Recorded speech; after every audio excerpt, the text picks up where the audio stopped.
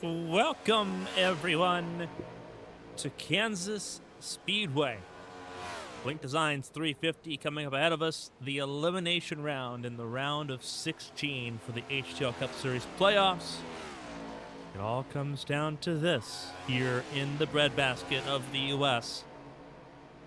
First time in a hot minute we've seen Kansas on the calendar, but it should be right in the sweet spot for most of these drivers as everyone dials in to get ready for the race ahead. We appreciate you tuning in for a wonderful Monday night for racing here. HTL coverage on ABN. It's an important night, so let's go ahead and just hop into it here because it will not get easier. Points going into tonight. Top two on the board, pretty straightforward and good. Josh Susie and Tucker Sawyer, with their starts tonight, are locked in with their race wins earlier in this round. Susie winning at Watkins Glen. Tucker Sawyer winning a week later at Talladega.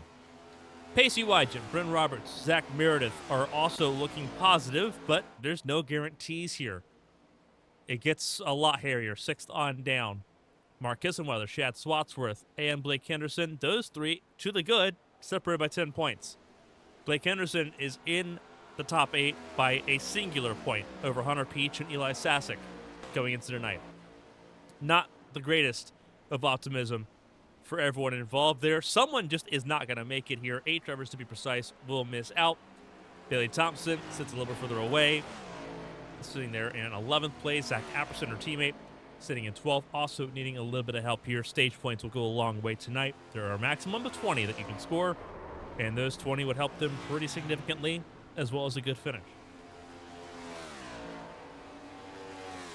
Following page here, Elias Flores needs a lot more help. So does Josh Arnold, Patrick Oberstadt. Practically in a win to be in situation, but he has been successful at the intermediates this season. We'll see what he can do. Cody Fidel missing the last week, not able to win to get in, is officially out at the first hurdle. Davis Mill Jr., best of the rest so far. In 17th, Lily Sharp, Byron Jones, Stephen Oberstadt, Caitlin Height. Height with her win gets a lot closer to that top 20 in points. Bobby Blowers, he is also surged closer to the top 20. Brady Smith for Ascent Racing from super sub to full-time driver. He is 23rd in the running order so far here tonight. Give you a little bit of a glimpse as to what everything looks like here. Zach Meredith, fastest in practice. He is not the pole sitter, though, in this race. We'll actually get ready to go over the starting grid now. But a very interesting starting grid coming up ahead of us here.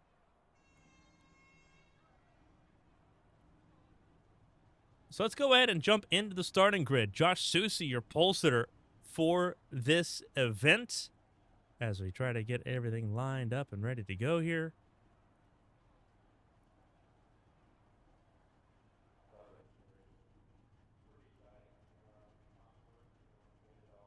Bear with us for 1 second.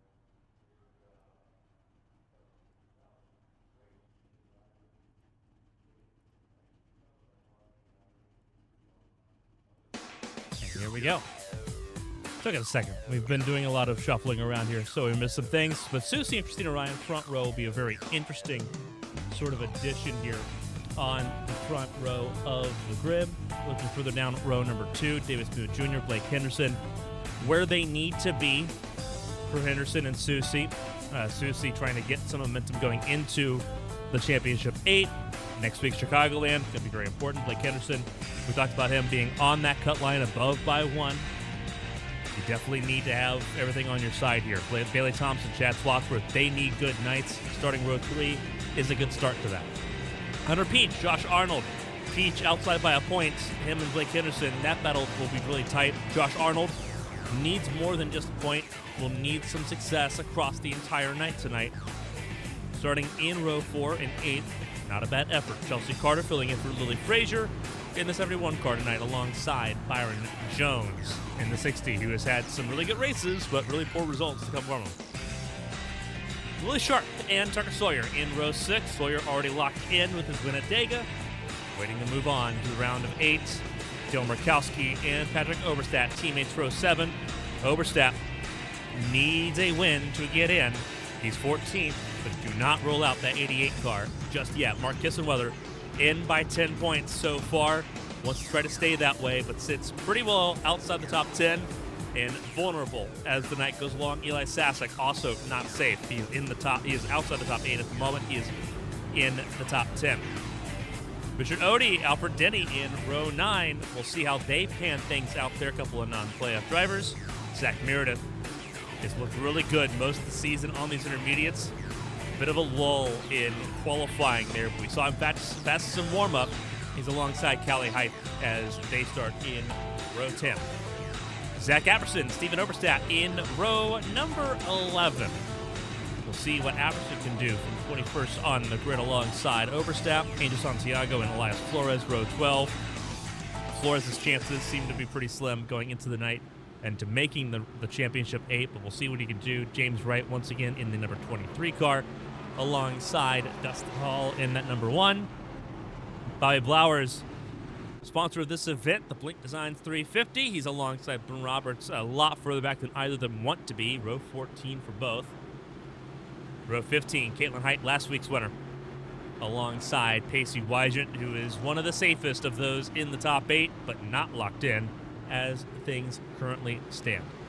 Brady Smith and Olivia Pereira make up row number 16. We'll have one last driver to talk about, and that is John Matthews rounding out the back of the field here tonight.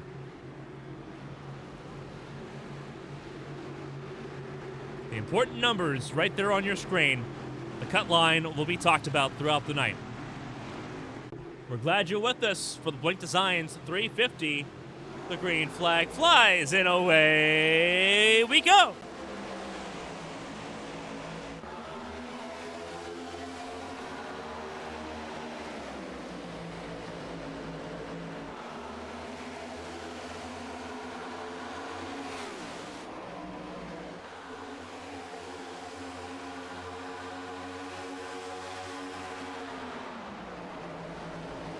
One driver failed to make the start. Pacey Wygant, as long as he appears in the race at some point, he'll have a chance.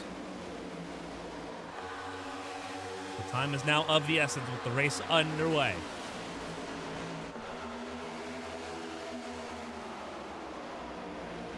Early lead for Josh Susie. Susie and Ryan, very familiar with each other across Christina Ryan's now 7 starts this season. They battled it out for the race win. Susie was the one on top at Watkins Glen.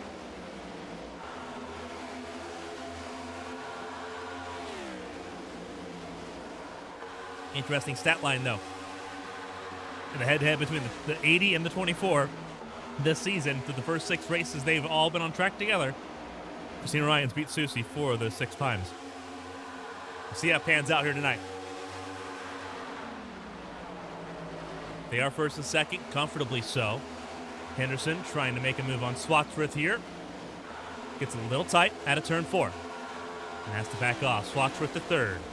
Outside lane seems to be the key at the moment early on here. That could change as the sun sets and gives way to the moonlight. Full moon here tonight.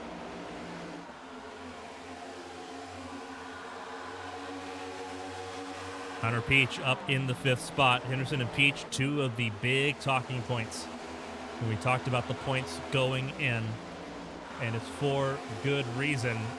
Henderson in by a point, Peach out by a point. Henderson getting up to 3rd, very important buffer. Swatsworth also in that conversation. He was only 3 points to the good. And our cameras focus on that battle for 3rd, 4th, and 5th at the moment. Davis Mill Jr. and that black and gold and white machine trying to play a little bit of spoiler. He is in 6th, the second best non-playoff driver in the top 10 at the moment. And we'll see how things shake out as this continues on. But very, very important, the conversation there. Eli Sasek, obviously we mentioned him being well outside the top 10 for the start here. Missing out on some very important conversation pieces going on in that top 5. Christina Ryan gave up a lot of time here, got really tight, following behind Josh Susie, and now will drop down to 5th place as part of the factor there. Obviously, important track facts here. First time Kansas has been in the playoffs. 5th time HTL has been at Kansas in total. Dustin Hall, a 2-time winner here of this race, along with former champion Matthew Boone and Rookie of the Year Mark Kissenweather, who won here last season.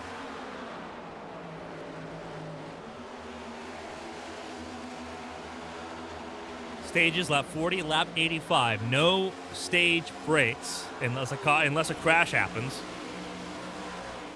You race through them. So lap 40, the first hurdle for those points racing at the moment. Swatsworth in 4th.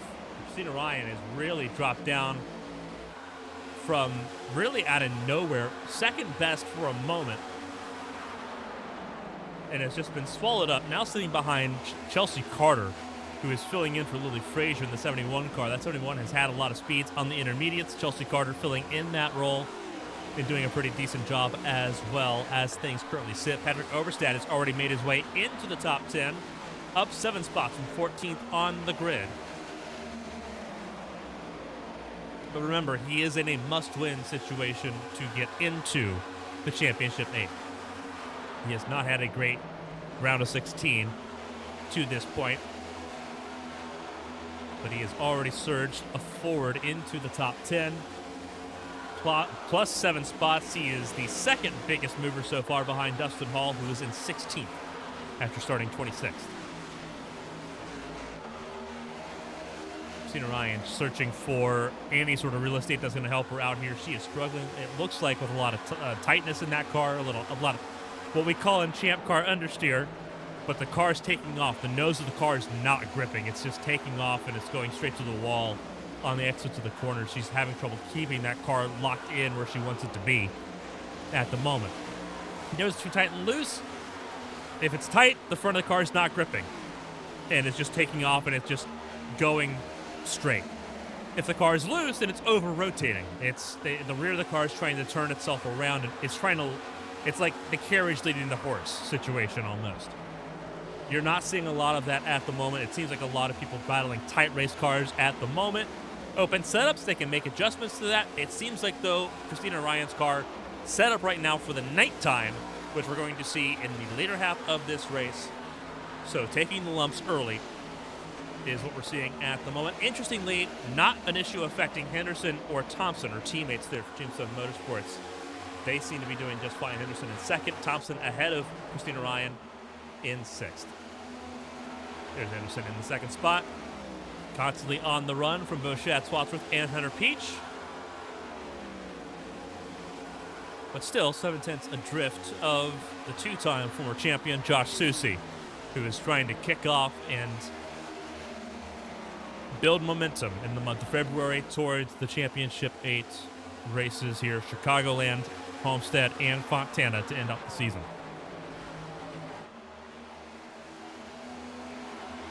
Single file, first 4 cars, and pretty even spacing between them at the moment.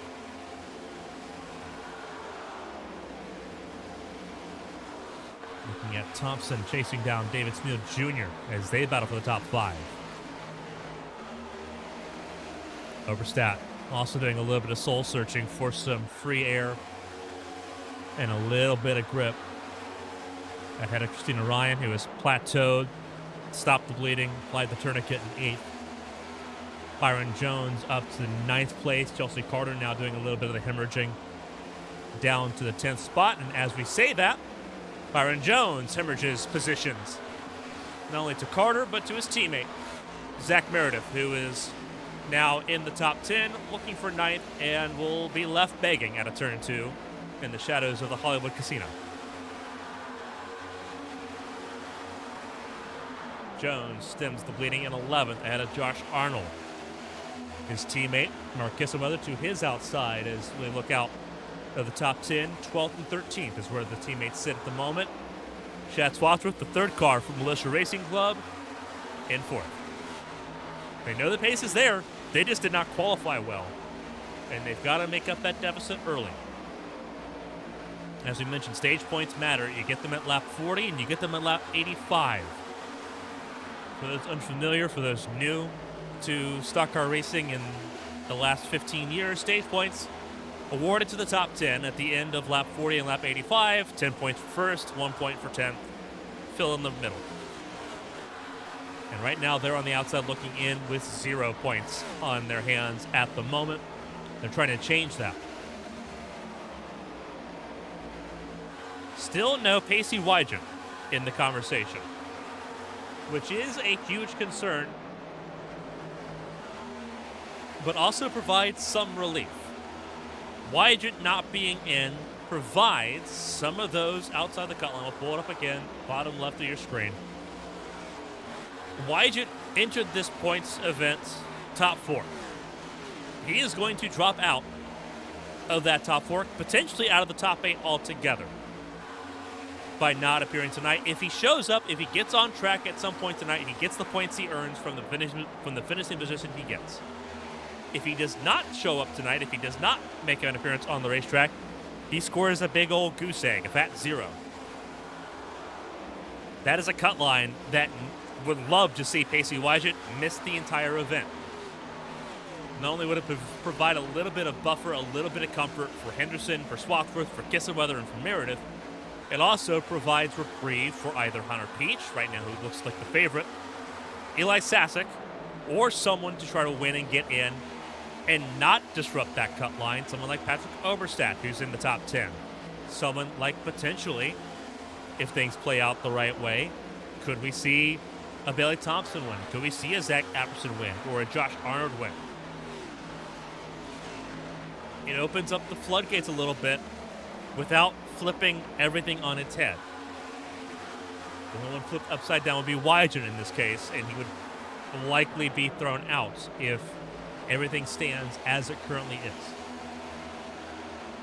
So important distinction there. Again, registered for the event, took part in a part of practice, was on the racetrack for a period of time. Technical issues have forced the 0-0 out of the conversation.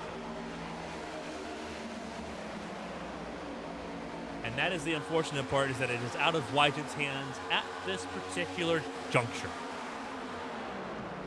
Mark Kissenweather's made his way into the top 10 around Chelsea Carter.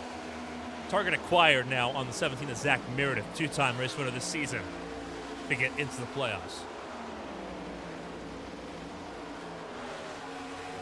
Right now, Meredith's in. He's 5th in points going into tonight. He's trying to stay that way. Mark Kissenweather also in the top 8 entering tonight. They are trying to secure that spot. Stage points help everybody. Whether you're in the top 8 or not, you need those points. All those points go a long way.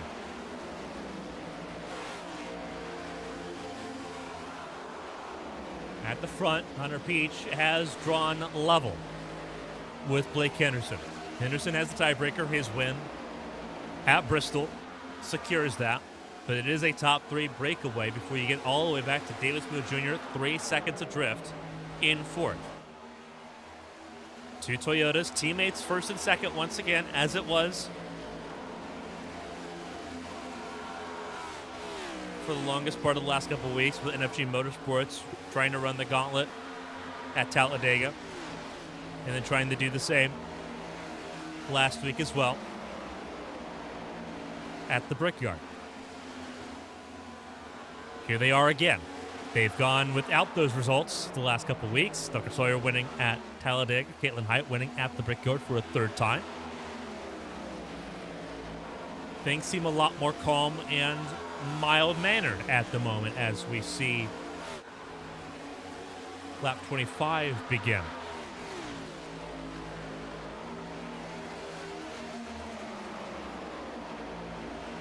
Christina Ryan has recovered after almost falling out of the top 10. Now back up in the top 5, chasing down David Smeel Jr. Smeel runs to the bottom of the racetrack. Christina Ryan has found her home in the upper lane, up near the wall. But they are also trying to break away from the hornet's nest that begins with Shad Swaksworth, Bailey Thompson, and Patrick Oberstadt. 5 playoff drivers actually in this bundle of cars, all in various stages of play. Swaksworth was good by 3.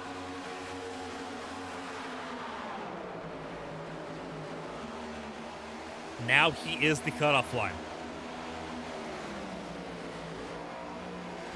Henderson, Peach, and Slothworth all level on points in the live timing. Is how things sit right now. Peach would be out on tiebreaker. Slothworth has a race win. Henderson has a race win. Slothworth won the Daytona 500. Henderson won at Bristol. That's how that would shake out. Peach would still be out. Stage points, on the other hand, that'll shake things up a little bit. That'll give Peach a 1-point advantage over Henderson. Henderson would end up with a 3-point advantage over Slothworth if things sort of hold station at the moment. All it's flexible. It's all conjecture for the most part. It's all talking points and just things to follow along with at the moment. If things hold as they currently are, Slothworth would now be in ninth. His teammate, Mark Kissenweather, who is also trying to secure his spot in the Championship 8, would be the one to push him out with that pass. And Slothworth looks like beginning to struggle on that inside lane, that 6 car not having quite the pace that it had at one point. Slots in front of Patrick Oberstadt. Stem the bleeding and try to regain some momentum in some way, shape, or form. And you see the lights are on here at Kansas Speedway as we enter the dusk hour here at Kansas. Little Blink Designs 350.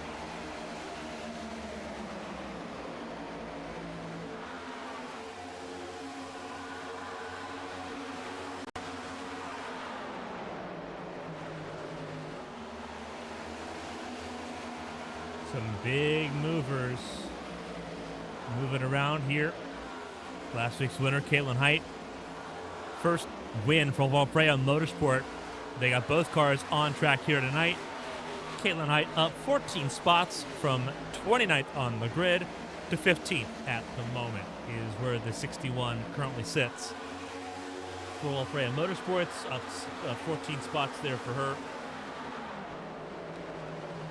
And then up 10 spots, Mark Kissenweather, next biggest mover at the moment, up 10 spots for him from 15th to 5th. Zach Apperson will actually rival him here from 21st to 10th. He is now up 11 spots, slicing around Chad Slothworth and pushing him out of the top 10.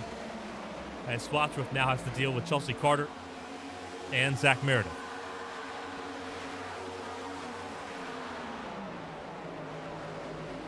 We did have an early big mover in Dustin Hall, 2-time winner here at Kansas.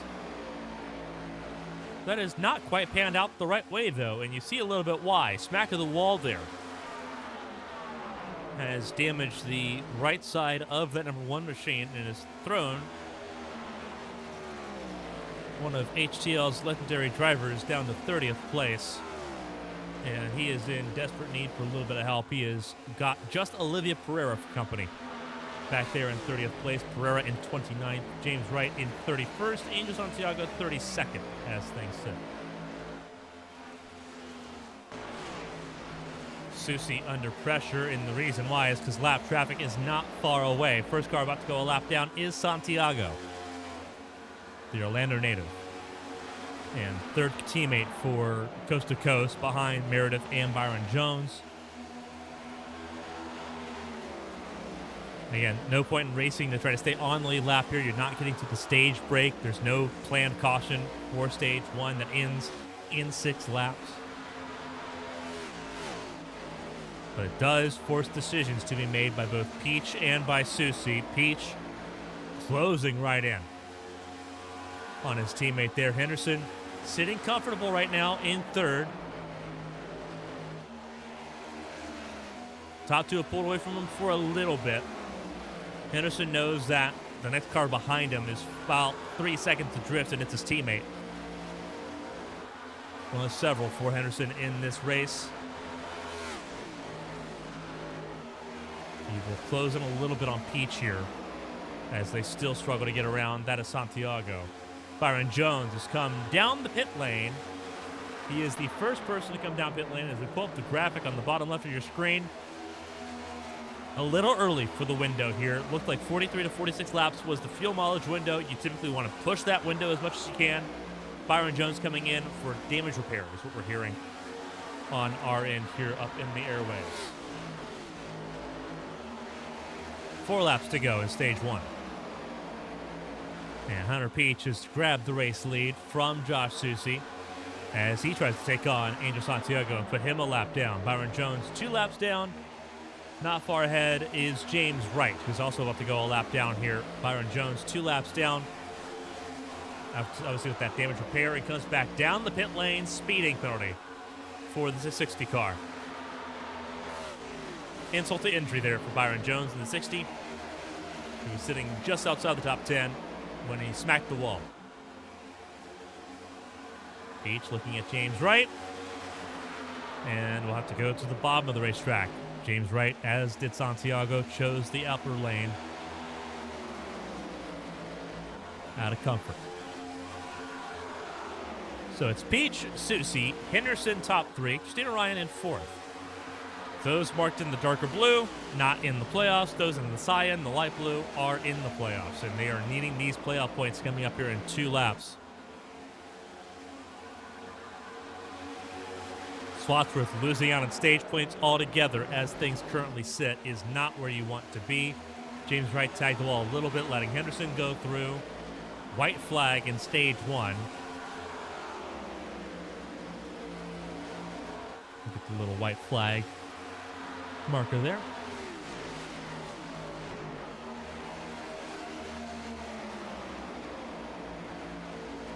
Remember, they race through. There's no stage breaks here at the non-plate tracks or the non-road courses. No more planned stage breaks the entire rest of the season. Likely coordinated between the NFG teammates, Hunter Peach wins stage number 1 over Soucy, Henderson, Christina Ryan, Mark Kissenweather, David Smoot Jr., Billy Thompson, Patrick Oberstadt, Zach Averson, and Josh Arnold all grab stage points in stage number 1. And Byron Jones' day is effectively over. He has pulled it behind the fence, and he is done. We're down to 31 cars, 30 on a 29 only lap. Olivia Pereira, next car on the docket to go a lap down.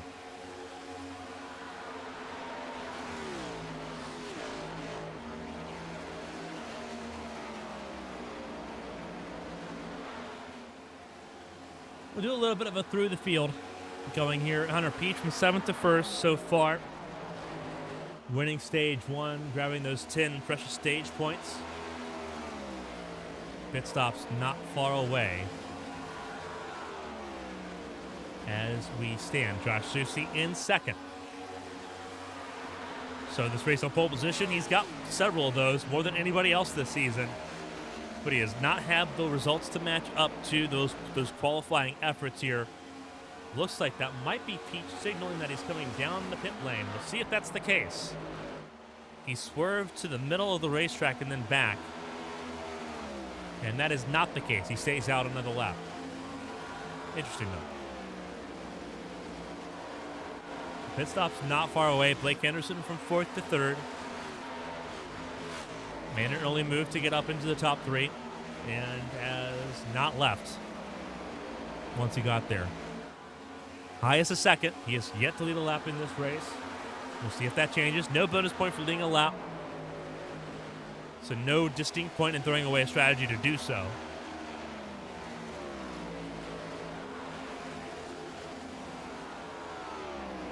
But it is a spirit lifter no matter what.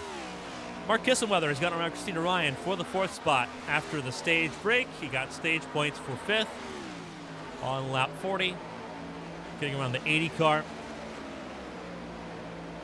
Up 11 spots in this race so far, and pit stops have begun. Patrick Oberstadt, Dale Markowski, Zach Meredith, James Wright, all down pit lane at the moment.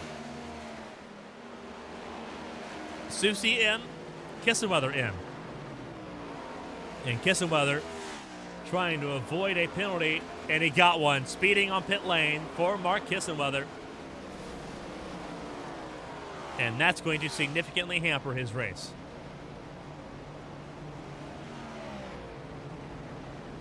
James Wright Day is done. Mechanical failure for the 23. His day is completely done and dusted. In down pit lane comes a 20. Was that Henderson that might have got a penalty? No, Henderson just made it in. Very close for the 25 to potentially getting a penalty. But instead, he is good to go. Zach Apperson.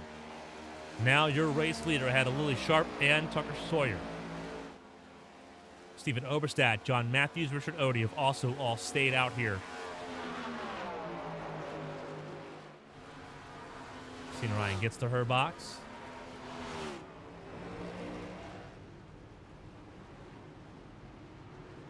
Very busy pit lane here. You see all the cars in pit lane at the moment, leaving pit lane now. And caution has come out. And you see the car stuck in turn 4. And it's John Matthews.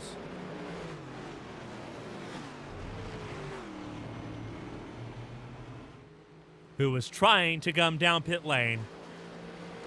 Caution comes out. And that's going to throw things for a wrench. That is the scary part about green flag pit stops, being pinned like this. Richard Odie, your race leader. As things currently stand.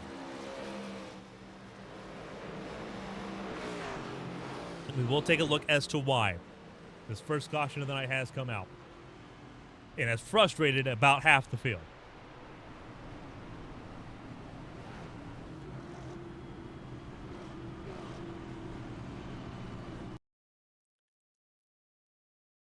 So you're going to see it here.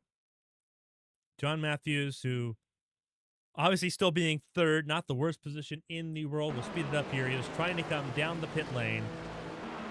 Straddles the apron, the seam just a little too long. You don't want to straddle the line like what he did there.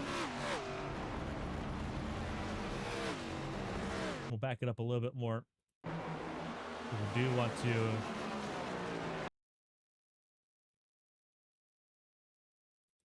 sort of show that. And this is what got him.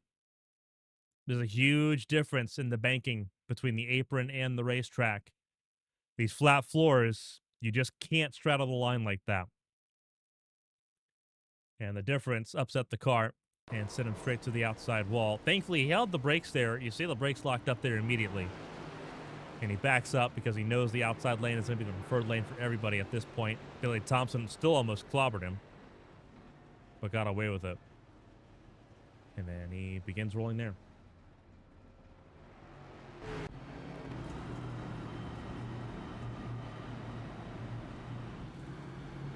So Zach Apperson, your race leader, and our first caution of the night.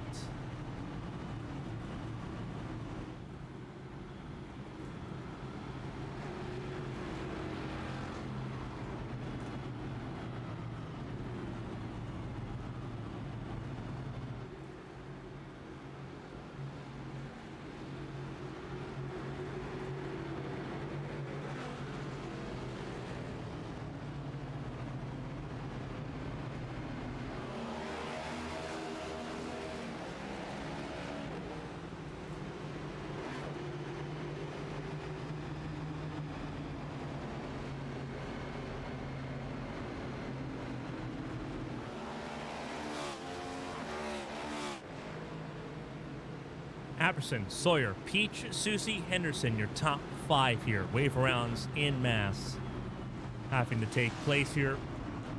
Will give us 23 cars on the lead lap. Notable cars 1 lap down. Chad Spotsworth, Angel Santiago, Olivia Pereira, Alfred Denny, Dustin Hall, Callie Height, all 1 lap down. Mark Kissenweather, 2 laps down. James Wright out. Byron Jones out.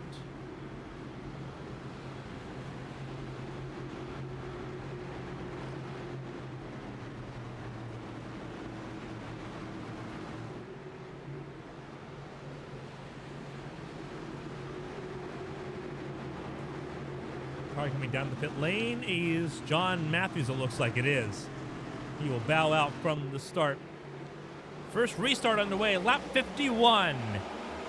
Here at Kansas, the Blake Designs 350 underway.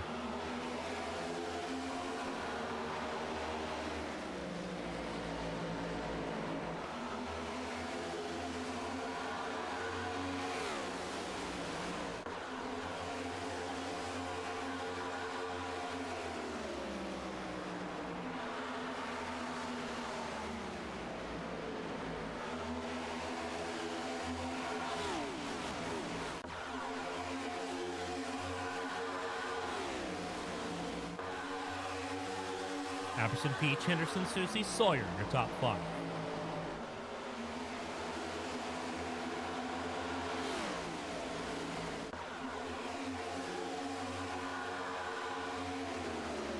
And Peach getting ahead of Apperson here.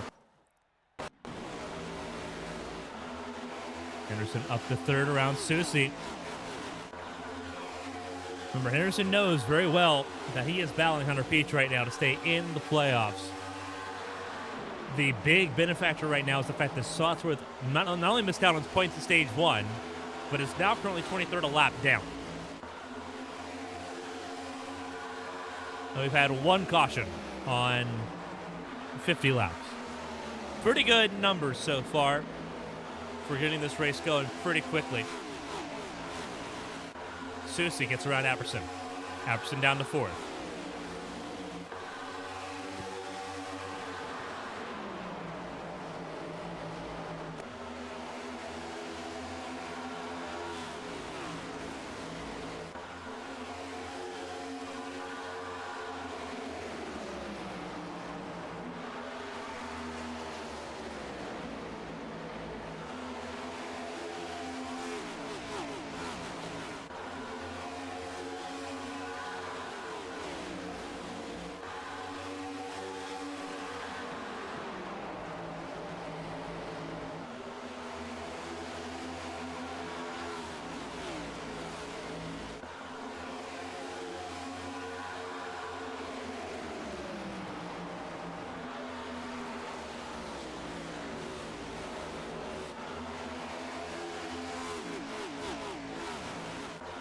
Finishing lap 55 at 1:45 and 90 laps to go here in Kansas. Your top 2 were the ones straddling the cut line.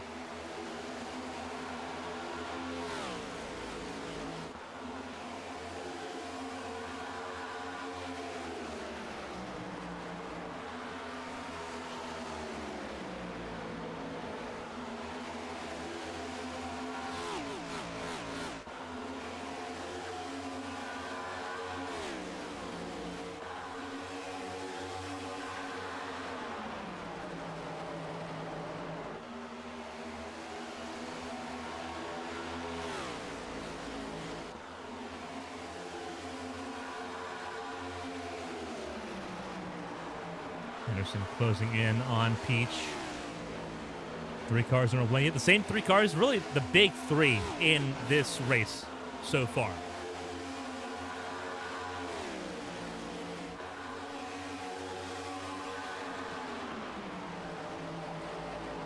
Apperson in 4th. Obviously, the flip of the strategy with the green flag pit stops being interrupted by the caution has thrown him up into 4th place, but he's trying to hold his own at the moment within a second.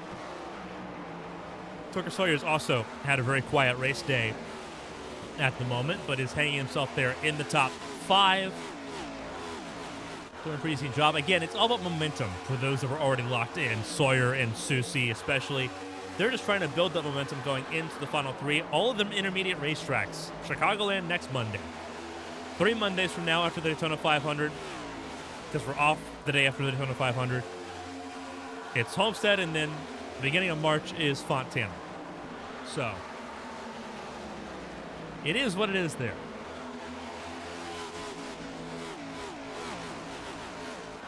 But Sawyer coming into his own on these intermediates, sitting top 5 at the moment. We know how good Josh Susie is, 14-time race winner, 2-time champion. Josh Arnold's made his way into the top 10. He's in 6th at the moment, trying to hold off the 88 Christina Ryan. Eli Sassik's made his way into the top 10 in time to try to make some points up and get some stage points in stage 2. That ends in 25 laps at lap 85.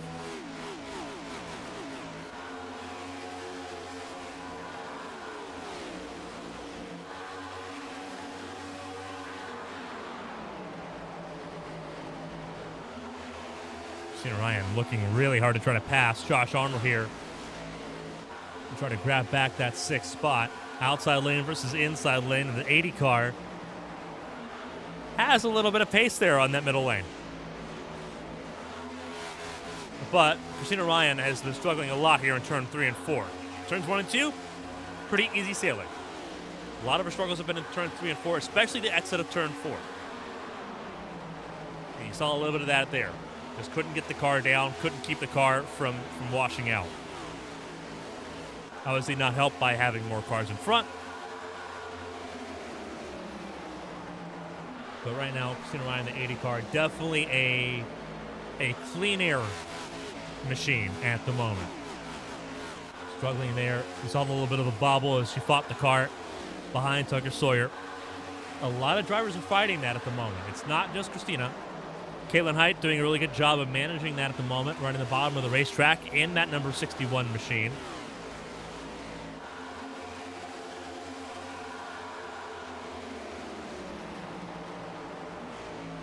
Sealing it down in the turns number 3 and 4.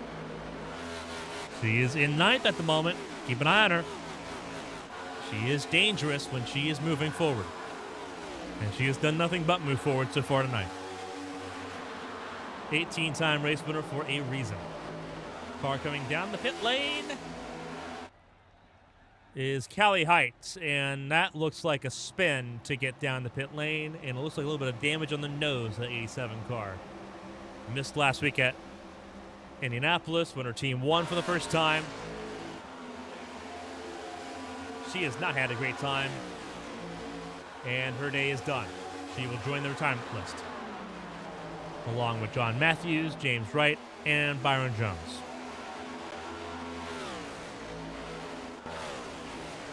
Top 3 have walked away. Christina Ryan has gotten ahead of Zach Apperson.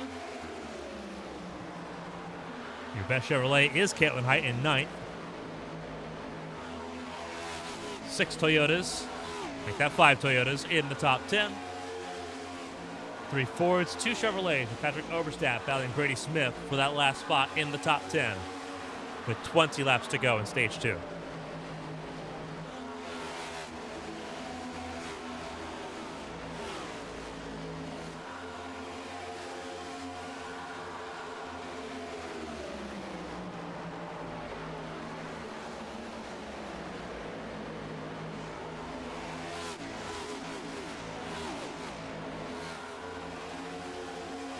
Smorgasbord of cars here on that fringe of the top 10. Patrick Oberstadt trying to defend it. There's Chad Swathworth, who is not on the lead lap. Remember, he is off the lead lap in 23rd. First car a lap down.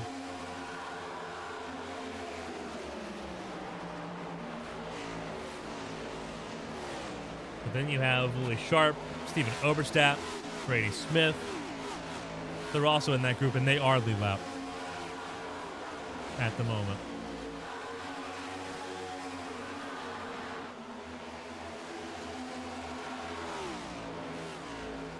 Top 2 have walked away from Josh Soucy. Not something we say very often about the 24 is that he's been walked away from it. That's where we're at right now. Hunter Peach and Blake Henderson side by side for the race lead here at Kansas. Henderson in the 25, Peach in the 20, side by side out of 4.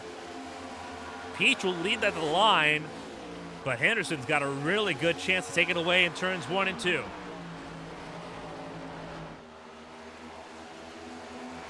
Peach holding that middle line steady. Henderson staying right there in the quarter panel. We'll send it into turn 3. Henderson tried to force Hunter Peach up a little bit, and Hunter Peach gets loose. Hunter Peach gets real loose. An incredible save for Hunter Peach. No contact, but got really loose as they played the arrow games, the side suck games, the side draft games, what they call it. Call it a lot of different things. Hunter Peach lost out. We don't see that very often, that the driver on the upper lane loses out like that. Typically, it's the outer lane that forces the inside lane to get loose. Right side of this car, more aero sensitive than the left side. But Peach was the one that got loose there and lost several spots down to 5th. So Henderson out in front. Broke a over 3-year winless streak. 3.5-year winless streak. When he won at Bristol earlier this season. Last time he won prior to this season was back in Season 2. ABN hadn't started broadcasting HTL at that point. We came in Season 3. He won 3 races that season. Does he grab race win number 2 here? Josh Susie has something to say about it. It is now mano a mano with half a second between them.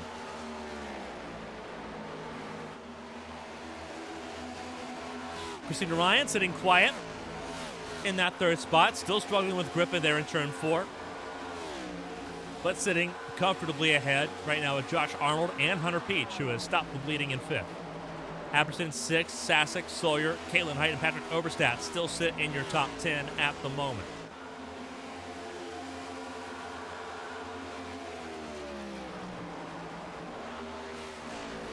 After stage 1, Peach and Henderson were level on points, and they were both ahead of Shat Swatsworth.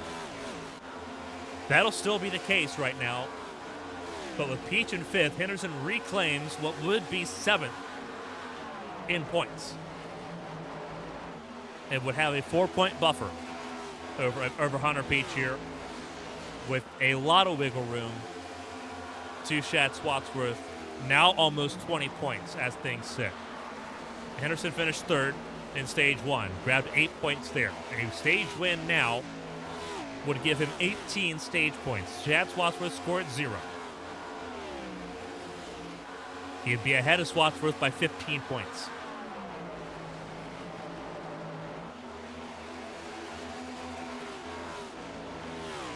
Peach would be ahead of Swatsworth by 14 points. I believe. Hold on, let me do the math here on that one.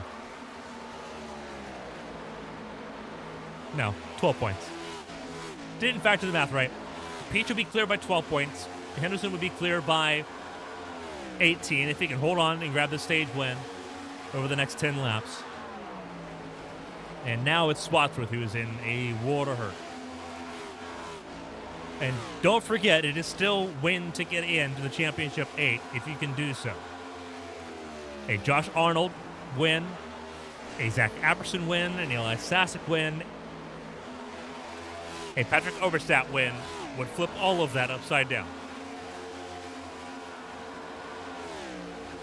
Henderson is trying to plan for that.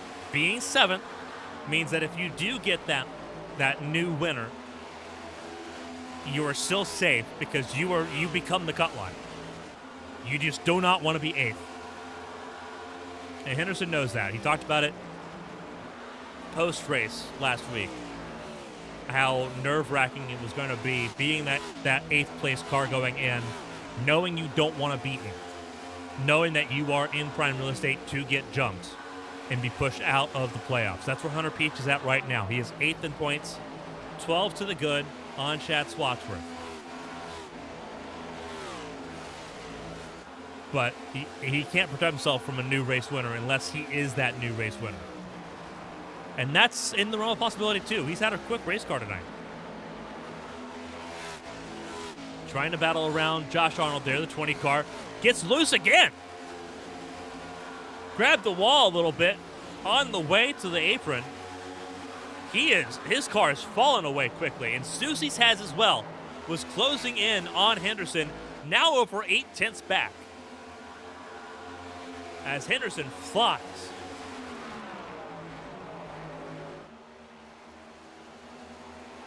Henderson's car looks good. Ryan's car is still struggling with a little bit of tightness out of turn 4, but otherwise looks okay. I've always been, as a driver, someone that preferred having a tight race car compared to a loose race car. A tight race car, you can underdrive. you can fix that a little bit. If you have a loose race car that's becoming more and more demonic, like what we're seeing with the 20 and potentially with the 24, nightmare scenario, because there's only so much you can fix. You can make a tight race car looser. It is very hard to make a loose race car tighter.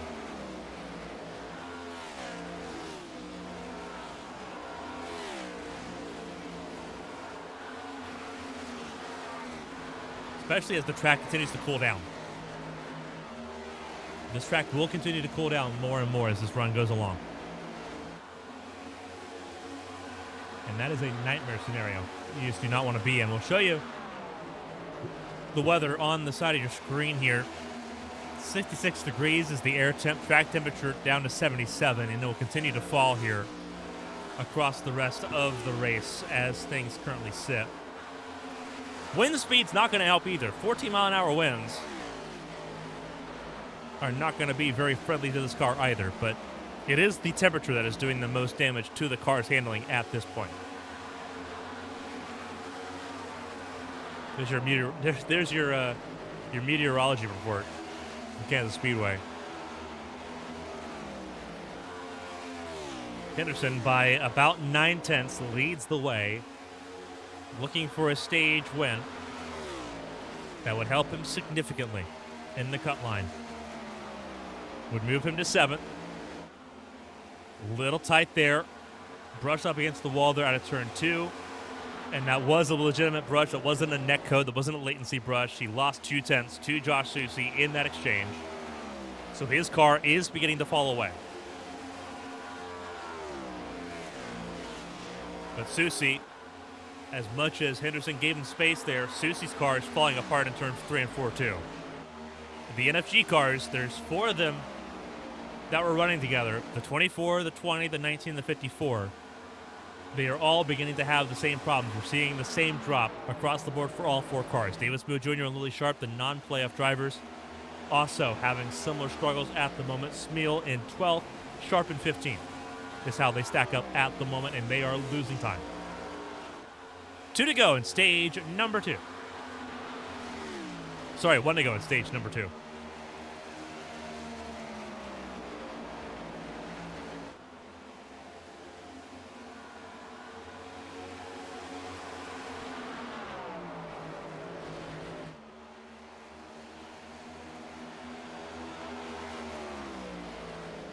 Henderson will grab a stage win, a very necessary stage win for the 25 camp. Ahead of Soucy, Christina Ryan, Josh Arnold, Hunter Peach, Zach Apperson, Eli Sasek, Caitlin Height, Patrick Overstat, and Tucker Sawyer. Pretty well determined there. And both stages under green as they conclude. Which means it's straightaway racing here. 60 laps to go. Coming to 59 to go. That is the 2 of Mark Kisselweather, who just came out of pit lane. Normal pit stop for him, but an early pit stop. Penalty lap 81.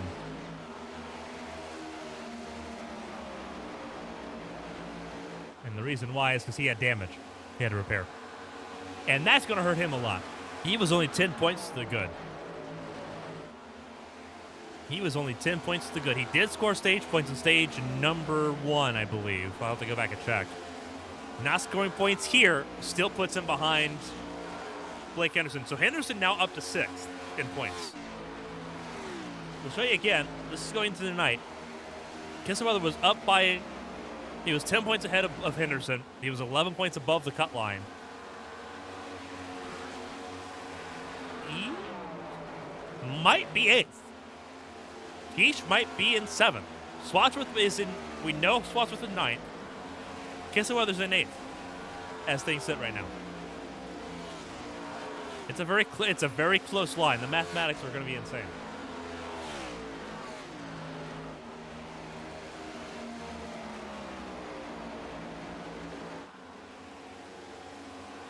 But Henderson leads the way now by almost a second. As he looks for his 2nd win in Season 7. And his 5th career win in HTL Cup Series competition overall.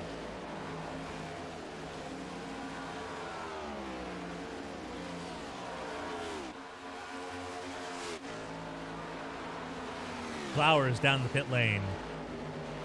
The pit window has opened. As we approach 55 laps to go.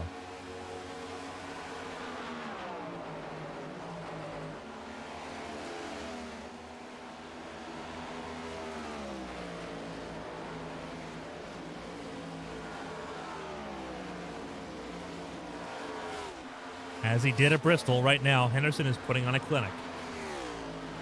Susie, best car in the daytime at the start of the race. Those NFG cars were electric. They have lost a little bit of that luster in the nighttime. As the lights turned on, as the track gets cooler, we mentioned how important that's going to be for the health of these race cars, and it's showing. Apperson was not a top 10 car in the light time, in the sunlight. He has stayed top 10. He is still top 6 right now, well after that restart on lap 51. He has not gone anywhere. He has stayed top 6. That car is here to stay in the top 10. Green flag pit stops will change that, for better or for worse. But he's got a top 10 race car. Christina Ryan, top 3 race car at the moment. And I'm going to argue right now she's not far off of Susie's lap times at the moment. Susie's last lap, 30.4, same with Christina Ryan. Across the line this time, 30.5 for Henderson and Susie. Christina Ryan still 30.4. She was the fastest car in the top 10 that last lap. So her car, as this run gets to its end, as pit stops get closer and closer, that 80 car now looks stronger and stronger.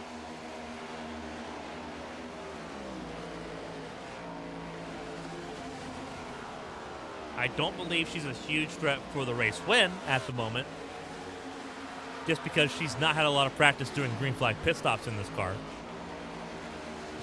That has been a considerable weakness as far as the aspect of her game here. Henderson, that is his signal that he is coming down the pit lane. You dip below the white line like that is a universal signal across different racing disciplines that you are coming down pit lane. Susie did the same thing, followed. Christina Ryan takes the lead of the race, stays out an extra lap. She had the pace to do so.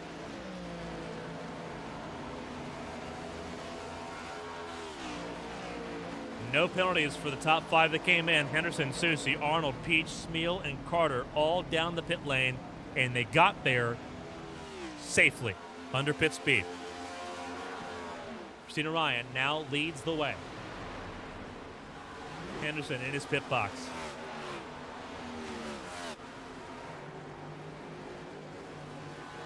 And you're going to see the traffic here. Christina Ryan down pit lane. Apperson back out front. From one Tombstone car to another and to another. Apperson leads Stephen Oberstadt by 1.6. Henderson stays ahead. I do believe, no, he loses out to Josh Susie.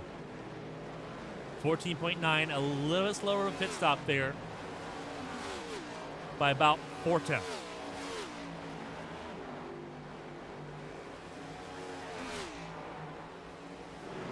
And in comes Apperson and Oberstadt.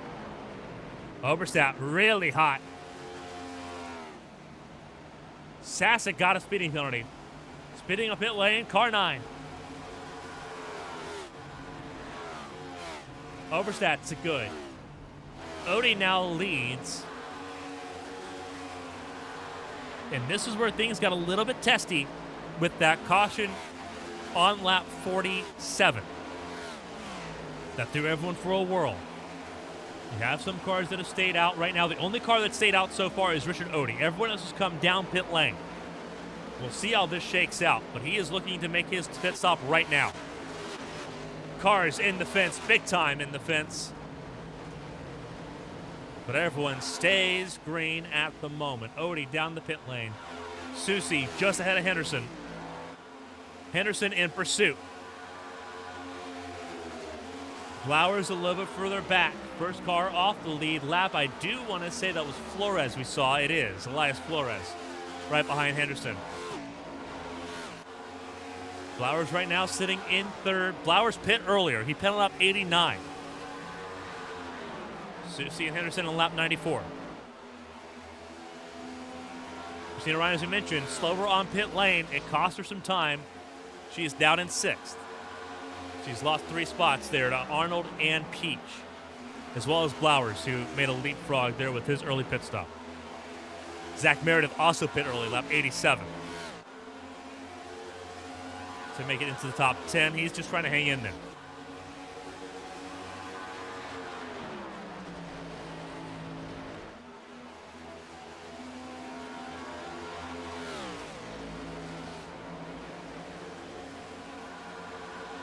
Battle for the race lead taking place at the moment as we approach the century mark here at Kansas Speedway. A singular caution. And it was for a single car spin, John Matthews, who was out of the race, as he was trying to come down pit lane in lap 47.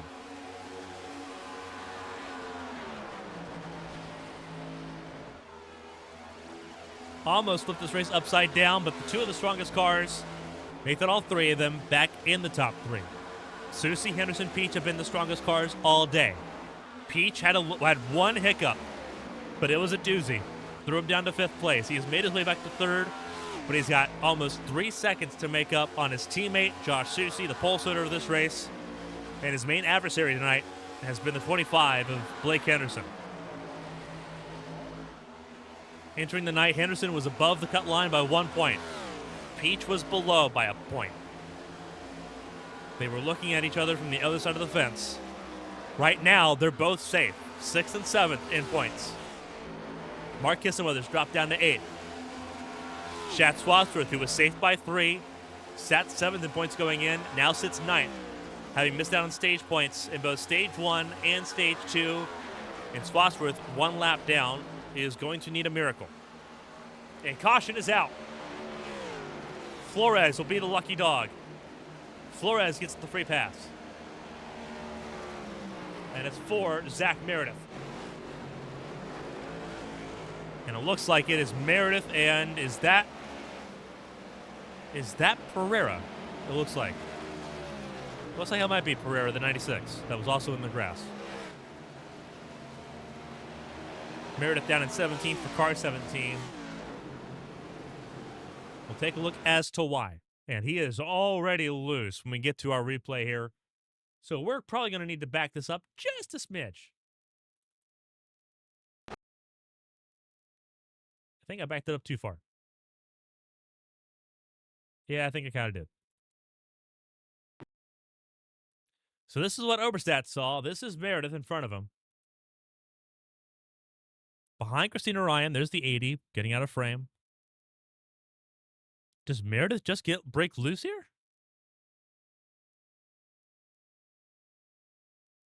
"100% he does. He straddles that rubber seam.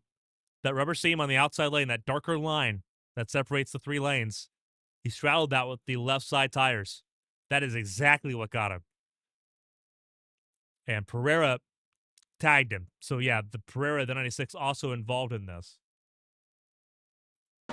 And the reason why those rubber seams are so dangerous, they're dangerous in real life, they're more dangerous to iRacing because it's so much, there's not just a temperature difference between the rubber seam and the surface of the actual tarmac,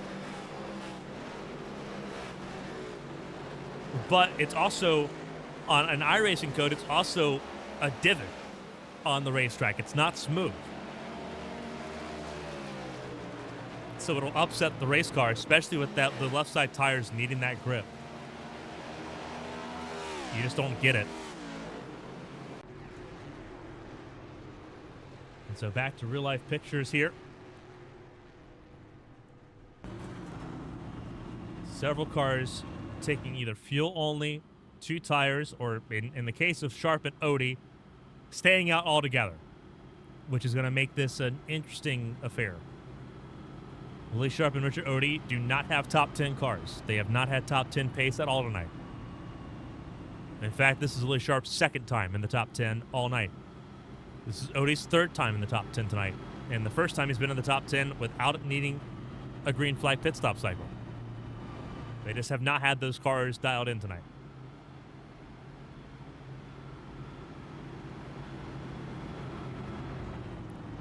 So Sharp leads, Odie 2nd. They are now on the oldest tires in the field by a few laps. And there is a non-zero chance that they get pretty well smothered up here.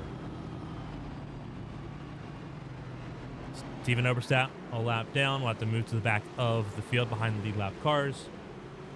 Josh Susi in third. Got to be spicy here. Hunter Peach in fourth.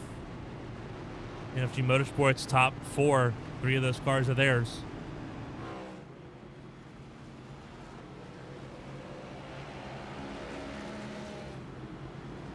Josh Arnold in fifth. David Smith Jr. in sixth. Sorry, seventh. I skipped Caitlin Height. Caitlin Height is in the sixth spot at the moment. David Smith Jr. in seventh. Blake Henderson in eighth on this restart. Bobby Blowers will be in 10th. He's on the outside lane. They're just not packed up really tightly here. Ben Roberts in ninth. He's inside row 5. And in row 6, Christina Ryan and Patrick Oberstadt.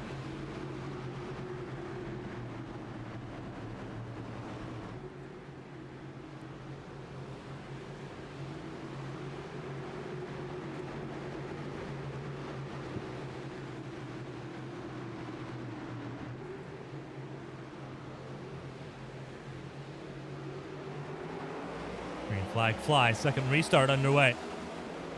And Odie just did not go. Absolutely no movement from Richard Odie. Asleep behind the wheel there on that restart. Killed the outside lane altogether. And we figured that was going to be the case. They just have no pace in those cars at the moment. And you're going to see that. The 19 and the 78 outside lane now. They're going to quickly get swept up here.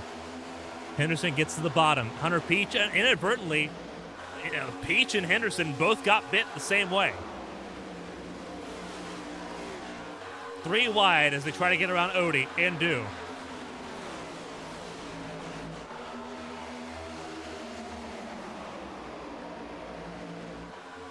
Susi leads the way. Arnold in second. Can the Cinderella story happen to Josh Arnold here at Kansas, as it did a year ago at the Brickyard? We'll find out. He is second at the moment. Smeal in third. Roberts up to fourth.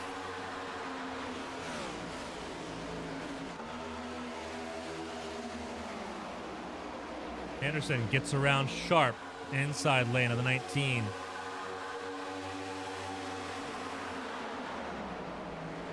Sharp trying to hang in there.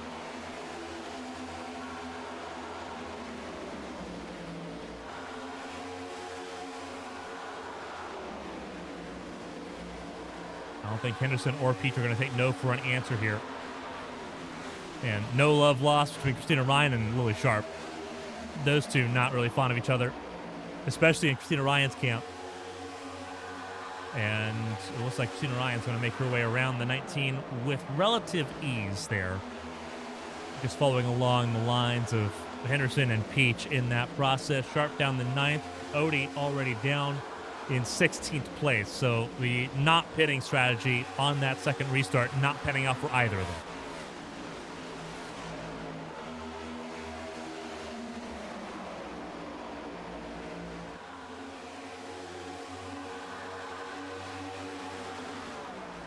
Coming to 35 laps to go. Reminder, the Championship 8. This is what the schedule looks like here. And we're going to know at the end of the night who's in that Championship 8 battling for a title. Chicago next Monday, Chicagoland Speedway. In Florida on the 23rd for Miami. Remember, we're not going to be live the day after the Daytona 500. Potentially a day of the Daytona 500 if the weather reports are to be believed. We will be live on February 23rd for Homestead, and we'll be live for the finale on March 2nd here in Fontana.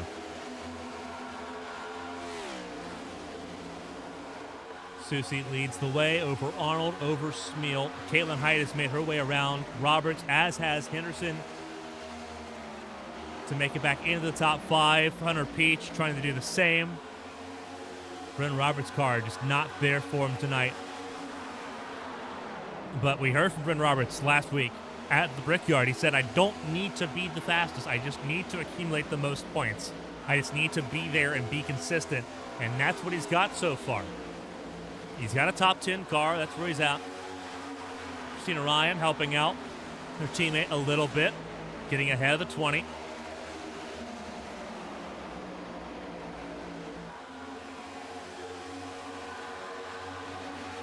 Each gets clear into 3. But can't get to the bottom of the racetrack. Christina Ryan pretty heavily on that white line as they drive out of 4.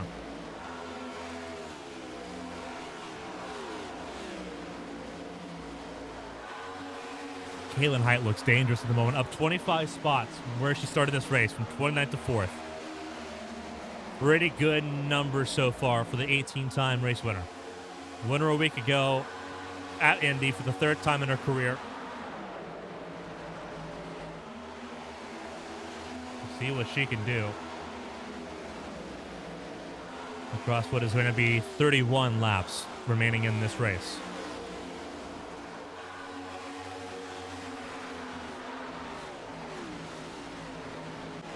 Outside the top 10, Blowers looking to try to get around the 19. Holding off Patrick Oberstadt, keeping him at bay. Swathra still a lap down. Still the first car a lap down at the moment. He needs a caution to have a chance. Otherwise, his championship hunt ends here.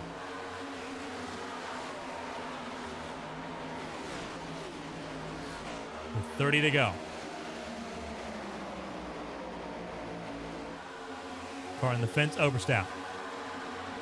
Patrick Oberstadt, I should say. Both Oberstadts in frame. Steven in that black and gray number 3 machine. Patrick in the 88.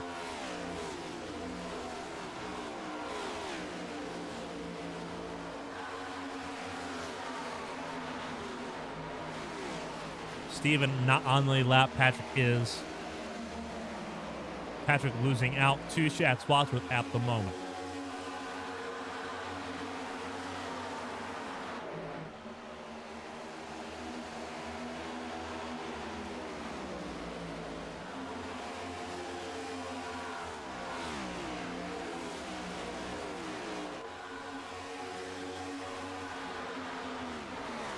Josh Arnold trying to keep up with the 24.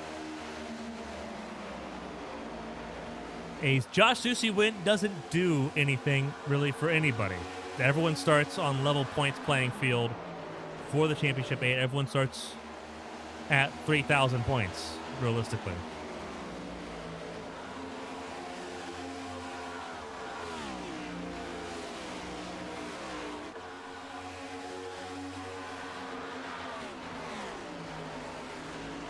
Caution's out. Caution's out, and I believe it's for Meredith. Indeed it is. Zach Meredith, second time tonight for the 17 car that he has found himself wrong way around. And this makes things pretty spicy. With less than 30 to go, you've got a decision to make. Which way, Western man? Let's take a look at what happened. Again, out of turn 4. We'll have to back it up here again. Looks like some damage on the back of that car. But again, it looks like it's the same thing. We'll go up and we'll go on our chopper cam, our handy-dandy chopper cam here. And he just straddles that rubber seam. It's the thing that spun him out last time. Just straddles that rubber seam. And there's a strategy to it. I understand why he's leaning on it so much. If you're fighting a tight race car, getting the car to turn loose on the rubber seam is a great way to sort of counteract it. Issue is that if you stay there too long, when you get to the unload of the corner, like turn 4, where it's already sharp, you just lose it. And you're seeing that second time. It is not a coincidence. He is up there trying to use it to keep the car loose enough to run through the corner, but he's staying on it too long, and it's wrapping him around. That time, fortunately, didn't get hit. No contact with either the wall or another car. So prevents any more damage from taking place, but definitely not where you want to be. And for Meredith being 20th and not being safe in the points, pretty disastrous feeling at the moment. Back to real pictures. Pit stops underway. Busy pit lane. Josh Arnold took, I believe, 2 tires only. He's thinking race win, and he has to.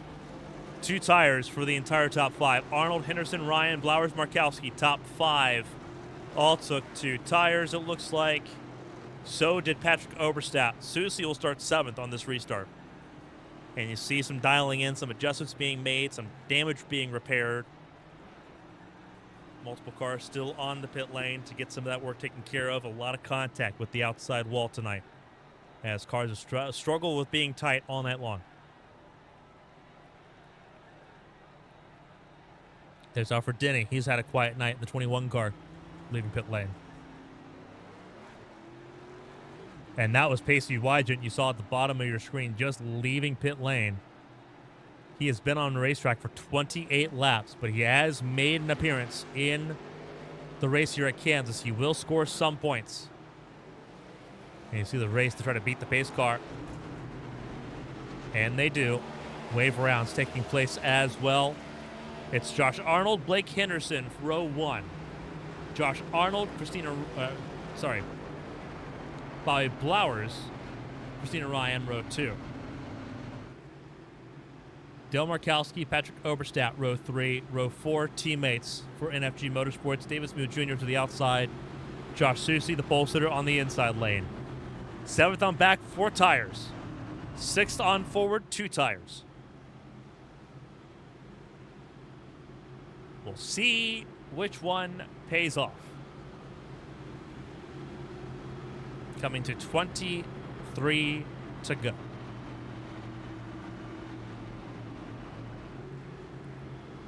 Josh Arnold knows that he is now in a must-win territory, having not scored stage points tonight.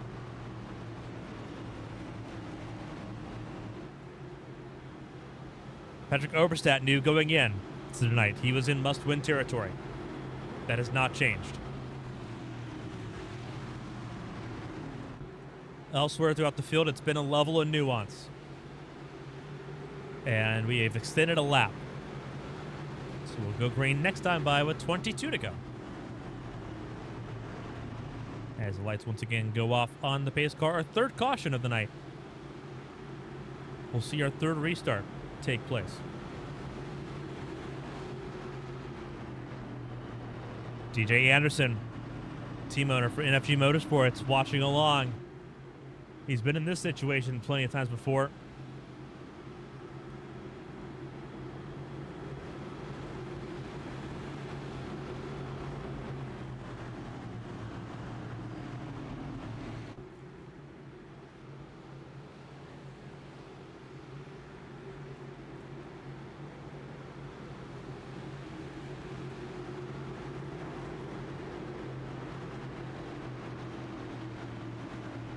Checking to see if there's any updates from any of the teams going into this.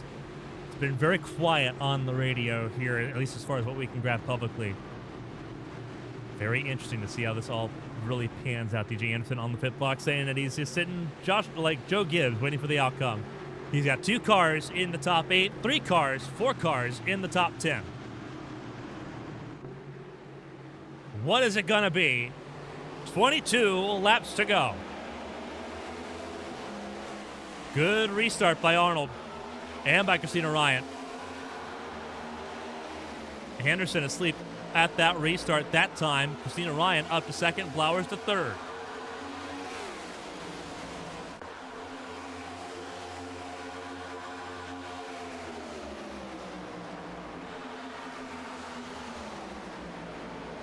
Two tires versus 4 tires. What's going to work here? Blowers almost in the fence. Oberstadt almost in the fence.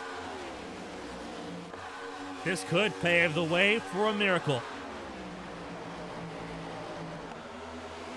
It is Arnold, then 3 non-chase drivers, non-playoff drivers right behind him. Henderson forces it 3. Henderson on the bottom. Blowers up top. Smeal in the middle.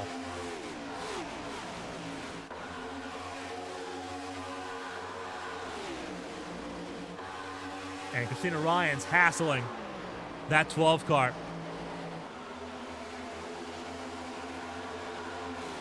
They do not have the numbers that we have up here in the booth. They think Henderson's in danger. Christina Ryan's objective, prevent a repeat, prevent a new winner. They don't have the numbers we do. They don't know that Henderson right now is safe. He is 6th in points. Trouble, car, wrecking Susie. And Susie's day is done. Your pole sitter and one of your Championship 8 favorites will have no momentum entering Chicagoland. His day is done. In the tri-oval with less than 20 to go, our 4th caution is the 24. And damage on multiple corners of that race car. Looks like both the left rear and the right front are caved in. And I would like to believe that one came before the other. We'll see in our replay here which came first. But Susie's day is done. And he will start from scratch at Chicagoland with everyone else on 3,000 points in that top 8. Here's what happened. And it's contact. It is contact with Bryn Roberts there. We'll have to try to get a good angle here.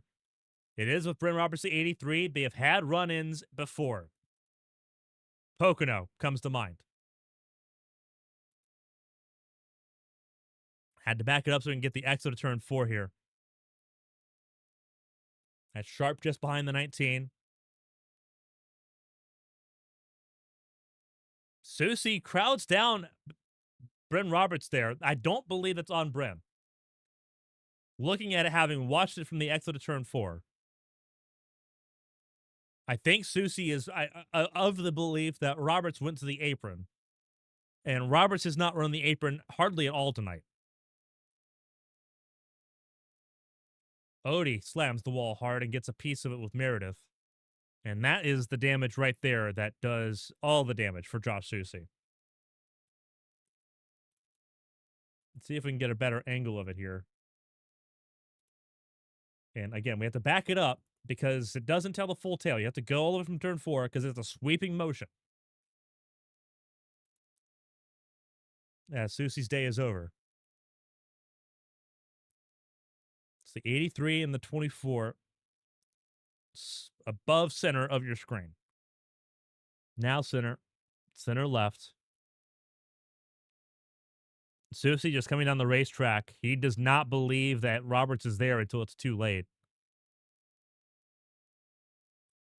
And Roberts, he doesn't run the apron very often. And I don't think he wanted to be forced onto the apron there. But once Susie had made contact and had made that first sort of mistake, in these cars, you just don't save it. And it's that second contact with the wall, not right front, that completely just kills his chance at doing anything with this race. And you see his car stationary on pit lane as a bunch of other cars leave. This is real time now. As he sits dejected, having squandered another pole position this season.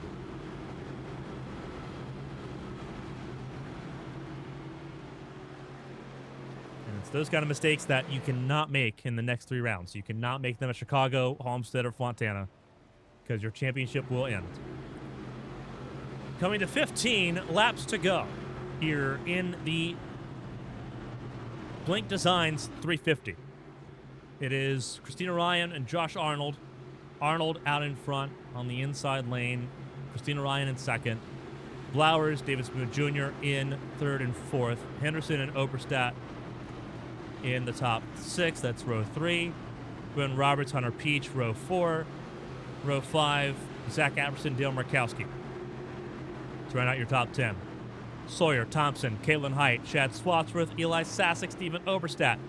2 of those cars have gotten their laps back. Oberstadt and Swatsworth now have a chance, but Swatsworth is in must-win territory now. And he's got to do that from 14th on the grid here. 4th restart of the night. We're back underway with 15 laps to go.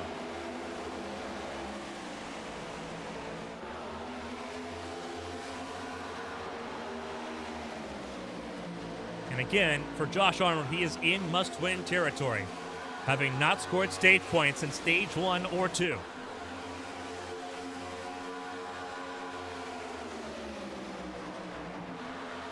Middle 3, Christina Ryan shuffled outside. Davis Mills Jr. forcing the 3-wide situation. Christina Ryan gave way. This is where things can get pretty wacky. Still side by side. A little bit of contact between the 54 and the 25. And this is where tensions can flare, as we saw a week ago at Indianapolis. Henderson's not going to appreciate that. Smil just cleared himself. Almost forced Henderson up to the fence.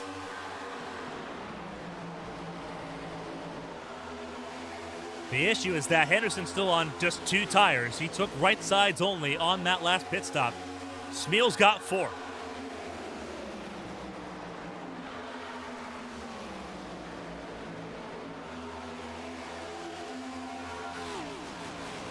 Josh Arnold feels the weight of the world on his shoulders, as he did at the Brickyard a year ago. 12 to go.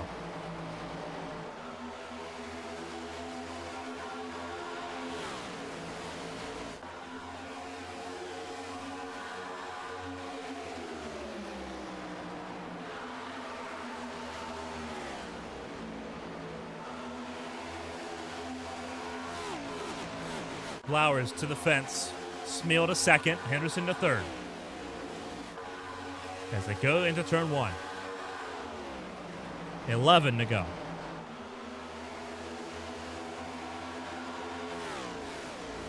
It's becoming a little bit more and more clear that Hunter Peach has nothing left in that 20 car at the moment as things sit.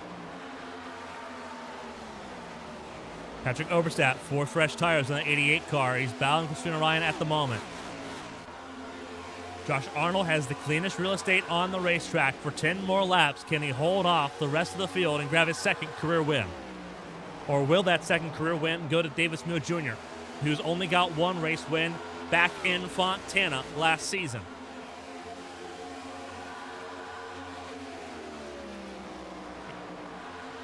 Lily Sharp, her day is done.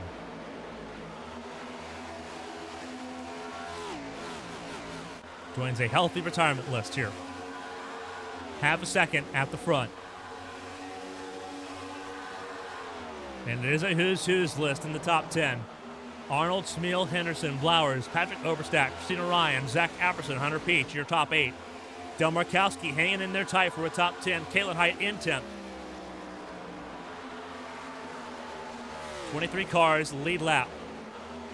All the way down to Zach Meredith. We know the point shuffle will be enormous here tonight. The question is, how much more of a seismic shift are we going to see?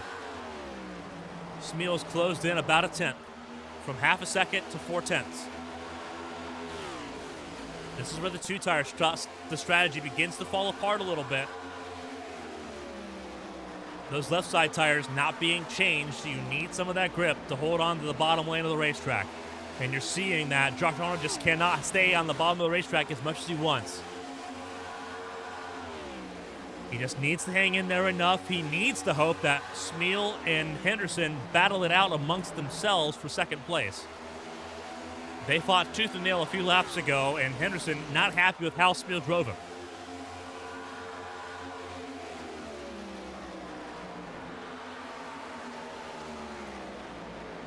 Less than 4/10 the gap. Through turn 3. Just got to keep hitting your marks. 6 to go.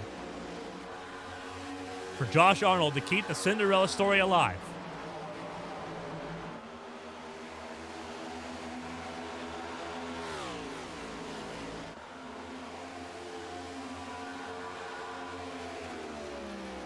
Henderson, not sure if him or Hunter Peach have been told or made aware they are both safe if this result stands. They are 6th and 7th in points. Car in the fence hard was Peach. They are probably not aware that they are safe 6th and 7th right at the moment in the points. Mark Kissenweather would be the one drunked.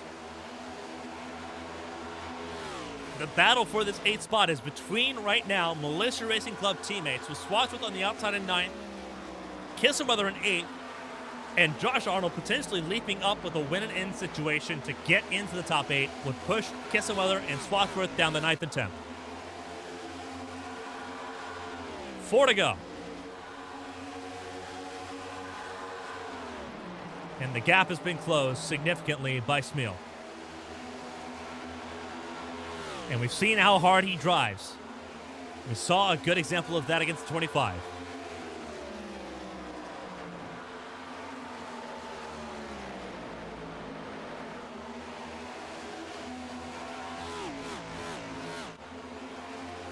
Give nothing, fight for everything. 3 to go.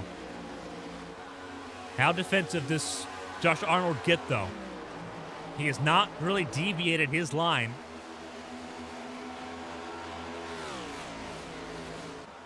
It's been Smeal that's had to do that, and that one didn't work out.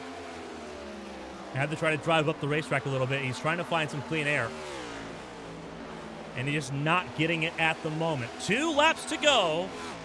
3 miles for Josh Arnold.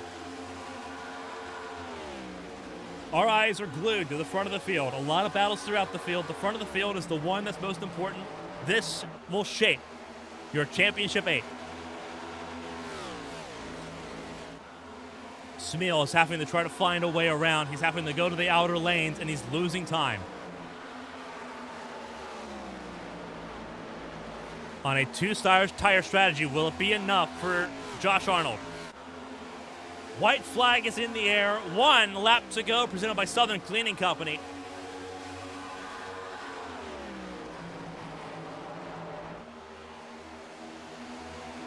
In Mississippi's own, Josh Arnold has a chance to grab his 2nd career win. He's got to hold off for 2 more corners. Davis Moon Jr., the hard charger. Out of 4 for the last time, Josh Arnold, a 2-time race winner. He wins in Kansas and is in the championship 8. At the expense of his teammates, Mark Kissenweather and Chad Swadsworth, Josh Arnold is in the championship 8, as is Blake Henderson and Hunter Peach.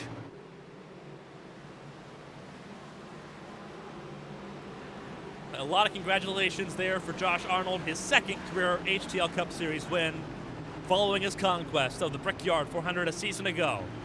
His teammate, Chad Swadsworth, gives him a congratulatory bump. He finished 11th in this race, and it was not enough to make it into the championship 8. And you see the fireworks going off here in Kansas.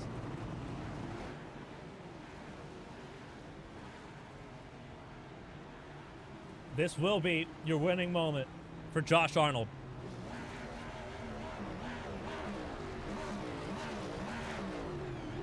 It's a bump from Zach Meredith.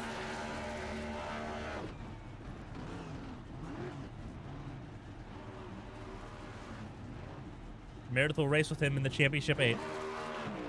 We do believe, based on our numbers. And he burns it down.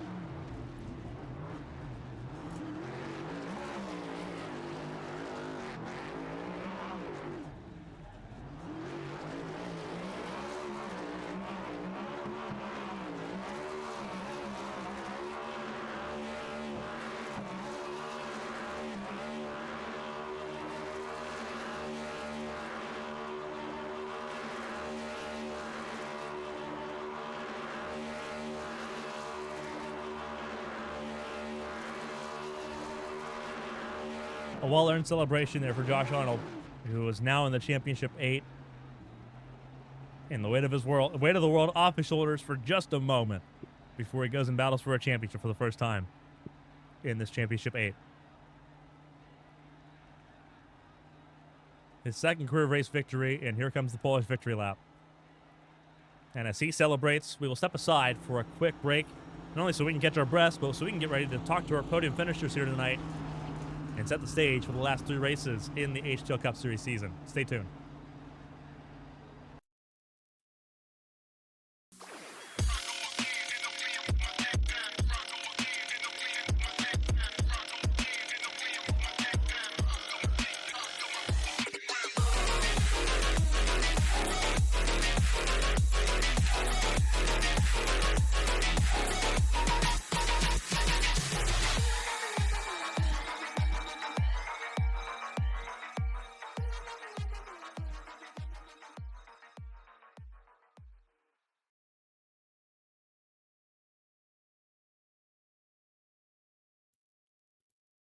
Welcome back, everyone, to Kansas Speedway. Phil Blink Designs 350, a thrilling race. 4 cautions in the race, but it helps us set the stage for a barn burn finisher. Josh Arnold, your race winner here tonight. We do have post-race interviews coming up here, and we'll start with third place Blake Henderson, who is in the Championship 8, was 6th place in points after stage 2. Numbers hard to follow, definitely harder to relay as things were going along there. Blake Henderson, walk us through that race. Obviously, a lot of stress going in, being 8th in points, knowing how important every point was. Walk us through it. Yeah, that was one of the most stressful races I've ever ran. One of the few races I was actually pretty nervous going into. I didn't want to believe it because Gary was getting in here telling me I made it, that you said I made it, but I'm like, man, I wanted to see the Sim Racer Hub first, but it has me as 5th, so that, I mean, it's cool. I've never made it to the championship. I mean, that was the goal. I've always wanted to make it, and we're in. I mean, it's crazy. And obviously, you talk about the stress of tonight and what that sort of meant. You talk about not having made the championship 8. Like, you've always been you've made the playoffs several times, but it's never been like getting to that final stage. This was a race where you had a top 3 car throughout. Obviously, finished 3rd tonight, but you had a top 3 car throughout the entire race tonight. Everything sort of came alive for this team in the nighttime. We saw that from multiple cars tonight. How much effort went into the night knowing what was on the line? Yeah, a good bit, actually. I mean, we all were picking at it at one point over the week. Last night, actually, we had about 2-hour session, and then I did some more today, just back and forth on what we want to do. We actually did not get the modern race set, until earlier today or late last night, after some feedback. So it was, yeah, I mean, we originally had a pretty good rocket ship. It was just struggling in dirty air, and yeah, the adjustments Dustin and Team Conti made were fantastic for this. I mean, it felt like you were flying the whole time, even behind somebody. Kansas is pretty hard to pass that, especially for the lead. So I was pretty proud that I actually made a pass for the lead. It was cool to be a top 3 car all night, because I usually feel like when I get these top 5 and good finishes, I just kind of luck my way into them. And it was cool to have that speed all night. The whole team had fantastic speed. Just had some unfortunate luck for some. Yeah, just Team Conti does a fantastic job. Cannot recommend their sets enough. They made a rocket ship tonight. And obviously, as you mentioned, you are in the Championship 8 going into this Final 3 for the first time in your career. You will be battling in that final stage for a championship. 3 races, very important. Chicagoland, very similar to this, but some minor differences. Then Homestead, Miami in 3 weeks. And then Fontana, a track that has been feast or famine for so many drivers in this field to end off the season. Like me. What's the feeling like going into that? Not sure. Hate to be the happy to be here guy, but I am. Doesn't mean I'm going to roll over and die in the championship. Yeah, I actually don't. It's kind of like tonight going into Kansas. I feel like this is a race that, HTL hasn't ran it as much as other tracks. And every race I've ran there, I felt like has just slipped from my memory. So it's kind of the same feeling for Chicagoland and Miami. I feel like I'm kind of just relearning it because I don't really remember much about it. So yeah, we're just gonna try our best. If we can do what we did tonight and the last few weeks, I'm pretty hopeful we can get a pretty good finish in the championship. Hopefully we can win it. But we're just looking for a really good finish for the team. I'm proud that this is actually the first time Tombstone as a whole has been able to make it to the championship. It's a pretty cool feeling for sure.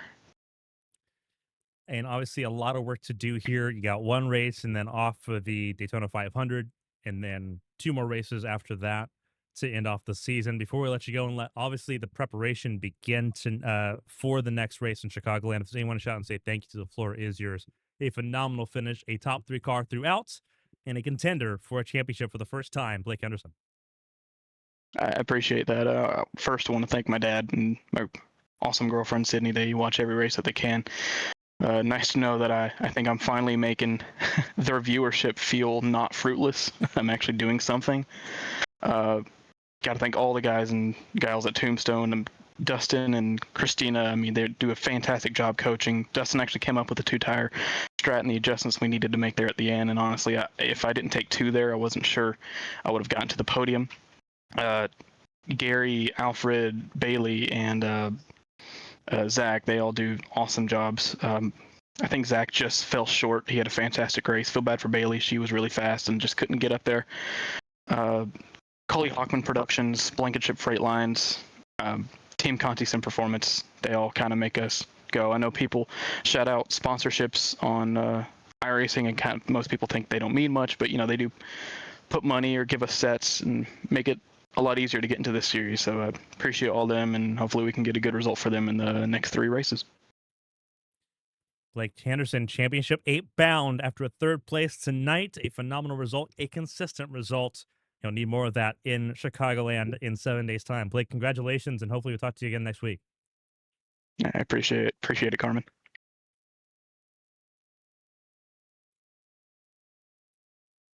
That was Blake Henderson, 3rd place finisher. We'll move on to the runner-up tonight. Bridesmaid once again, but it wasn't for lack of effort. The 54, David Smith Jr., fought hard, tried to fight all night long to get to the top 10, and then once in the top 10 to try to make positions.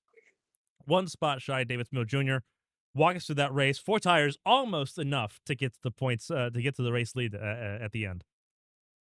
Yeah, it was a tale of 2 races, honestly. That first stage felt really good. Just took care of the tires, rode for track position, and got the stage points at the start, and then kind of got shuffled back in the mess on the first caution, and had to play catch up all stage 2. Finally got back to the top 10 right before the pit stops, and then cycled back into the top 10 for stage 3. And then I kind of settled in behind Susie and Arnold, and we just kind of drove away from everybody, and I was like, okay, I can sit here, and if I can get around Arnold, just settle for P2 behind Susie. It's never a bad day for me. And once the strat call started coming out, I wanted to be aggressive with it and take 4 so I could push, and it almost worked out. Got caught with Bobby and Blake. We were 3 wide out of 2, and I'm not sure if I just heated up the tires or whatnot, but when I finally got clear of everybody and started to go chase down Arnold for a couple laps, it worked out. And then I don't know if they just got angry at me or, the dirty air, whatever it is. I mean, the dirty air, and it seems like it's so much worse at night, and these cars are so sensitive that it didn't seem to matter what I was doing. I'd take a 10th here, lose a 10th or 2 here, and hats off to Josh. He made a hell of a strat call, and it worked out in the end for him. And bummed to take home P2, but definitely glad to get back on the podium and show a little bit more speed than I've had of late. Obviously, 3 races to go. You came in, you missed the first few races, and that was the difference in just even being in the playoffs at all. Obviously, missing out just by a little bit here. That being said, the 54s had a lot of performance all season long. You get to work with Josh Susie, Hunter Peach, who were fighting for a championship as well for you. These next 3 races, Chicagoland, Homestead, and Fontana. Obviously, Fontana, where you got your first career race win in HTL. What is the objective for the 54 camp going into those last 3 races? Probably same as it's been the last couple weeks. I mean, we made the owners points, and the first 2 races were objectively a disaster for me. So it just kind of turned into be the best team that I can, make my teammates' life easier, and make everybody that races life a little bit harder. And I don't like to race that way, but it's all part of the game and how we got to race. So I'd rather see one of my teammates win than anybody else if it's not me. So like you said, won at Fontana last year, good speed there. I know me and Susie will be cooking up some nitro gas as usual. Really proud of the set tonight. I actually tested it out 2 weeks ago, and it felt as good, if not better, than it did tonight. So I knew coming in we had a good piece. Homestead's not one of my best tracks. And then Chicagoland, another cookie cutter. Hopefully, I'll be right back up front where I was this week. So, I'm looking forward to it. It's 2 out of the 3 are good tracks for me. End game is just going to be helping my teammates and get NFG a championship. And like you said, it's always fun when I got Susie with me, one of my best friends to race with, and I've loved racing with Peach, and me and him push each other to be better every week. So that's been a plus. And we've got Lily, who we've got with us. And I mean, having all 3 cars run in the top 10, I think at some points throughout the night was just awesome to see the hard work pay off for everybody. So, going into the final 3 races on a high note for sure. Before I let you go and let you and the team focus on getting ready for those next 3 races, Chicagoland coming up here in 7 days. If there's anyone I shout and say thank you, the floor is yours. Again, a wonderful job. Second place here in Kansas, given the situation. Not a bad way to go around it here. And obviously the best finisher for NFG Motorsports tonight, but the floor is yours. Absolutely. Thank you. First and foremost, as always, every week you'll hear from me and Susie Nitro Setups. We've just got absolute rocket ships week in, week out. Everybody from NFG, DJ for putting me in the car on short notice and picking up the pieces for the team. I have awesome teammates, Susie as always, Peach, Lily. We've had Katie with us, just, our teammates in other leagues and in the past we still work with. And everybody in that crew, I love them to death. Blake and Al for putting up with the circus every week and making sure we got a place to race. Obviously, you and everybody at ABN for the broadcast. My beautiful wife who puts up with this. My 2 boys, especially my oldest, because he gave me the idea for the K-pop Demon Hunter cars tonight for me and Susie. We had a lot of fun with that the last 2 weeks with the kids' cars. Next week it's going to go back to something a little bit more dad oriented. So, just everybody who lets me do this and puts this whole show on and gives me something to enjoy on my Monday nights. A phenomenal job for Davis Booth Jr. once again on the podium here this season. 3 races to go to try to grab another race win. It's second place tonight for Davis Booth Jr. with Chicagoland in the next race bracket here. David, congratulations on the podium, and hopefully we get to talk to you a lot more before the season comes to a close. Thanks, Carmen. And we'll move along to the man of the hour, your 3-time race winner. First time he's won 2 races in HTL after winning the Firecracker earlier this season. He wins at Kansas in an outstanding race there. 2 tires was the magic call tonight for Josh Arnold, who will be joined by his teammate Mark Kissenweather in the Championship 8. Josh, walk us through it. That was a wild finish, and we could feel the weight of the world on your shoulders up here in the broadcast booth. I knew it was a must-win, from the drop of the green flag earlier this evening, and I just bided my time, did what my car allowed me to do, because during the day I had it set up for a nighttime, and so during the day I was around that 10th place spot, but just ended up. I mean, as soon as the sun went down and the lights started to come on, the car came alive. I don't think I had the best car at all by any means. There, other people that you saw leading out there earlier in the race, but when the time came and I took the double 2 tires, that played a part in it. I could not put myself back in 2nd, 3rd, 4th, 5th, anywhere. I had to do what I could to get the lead because I saw Susie and Blake and other people like leading and being able to control the race and wait for the tires to go away, and then it just comes into a air blocking situation, and just run. I swear those last 15 laps I don't think I breathed. I can't remember if I breathed or blinked or anything. I tried not to focus on the mirror and just run the line that I knew I needed to run. Earlier in the race, I was kind of holding off Eli Sasek, and I saw how he was racing and kind of diving into the corner a little bit and sticking for him and being able to still be right back on my back bumper. And so I started doing it, and that really kind of helped out as well. I'm in the kind of old school where I used to save tires, and so now I'm starting to just run it as hard as I can. And that's of course what you saw me do with the last 25 laps was, just as hard as I possibly could push the car is what I had to do to hold off Smill and Blake and Bobby Blowers, Apperson, Christina Ryan was super fast tonight. Peach, Shad was up front until some pit road trouble, and I think that pretty much ultimately led to the downfall of his night. And like you said at the beginning, that me and Mark made the playoffs or the next round.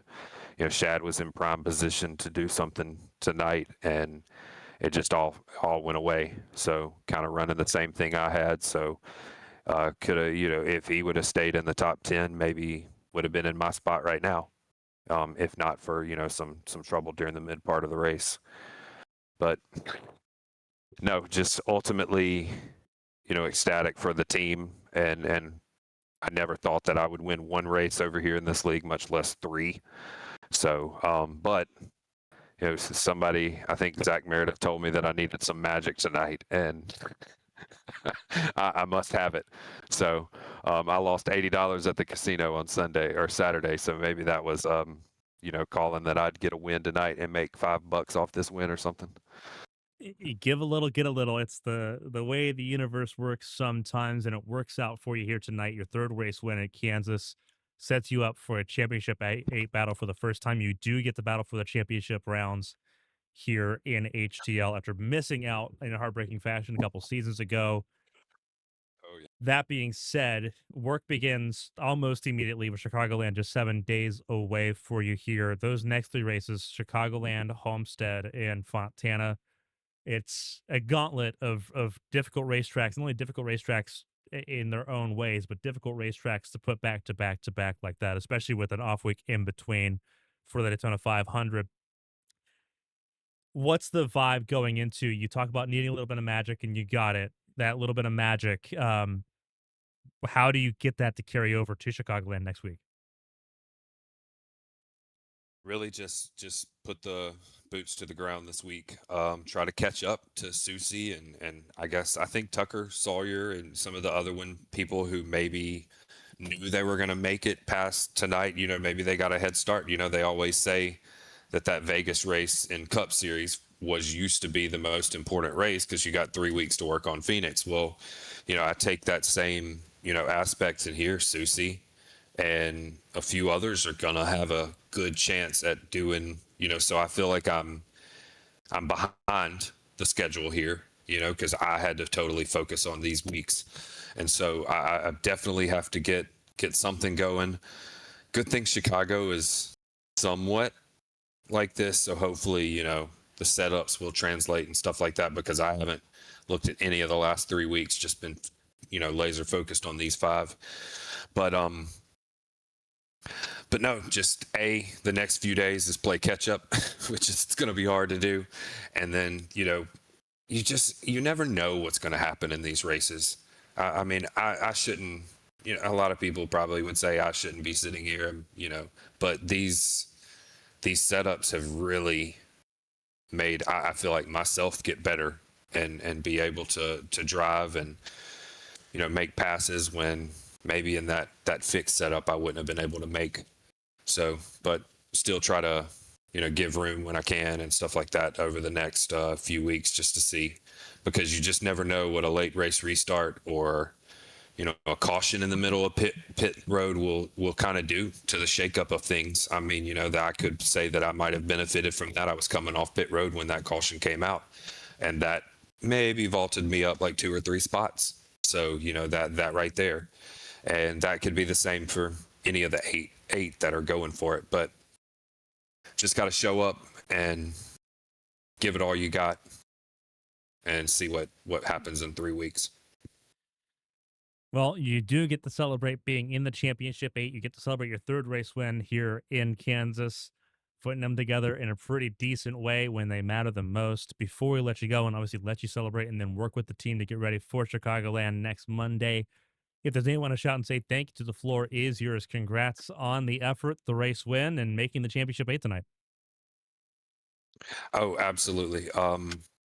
First and foremost, it has to be you, Carmen. It's the best broadcast. Like I've always said, the best broadcast in iRacing is right here.